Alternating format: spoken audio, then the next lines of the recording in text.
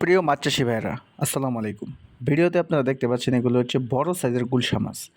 আসলে আমরা এরকম বড় সাইজের গুলশা মাছ থেকে রেণু এবং পুনঃ উৎপাদন করার জন্য মেল এবং ফিমেল আলাদা করে মানে বাছাই করে তারপরে এটাকে পিজি হরমোন দিয়ে ইনজেকশন করার মাধ্যমে আমরা রেণু উৎপাদন করি এবং সেই রেণুটা পুকুরে বা ঘেরে নার্সারি করে আমরা পোনা আকার করে বিক্রি করি এবং সেই পোনা সারা বাংলাদেশে মানুষে কালচার করে।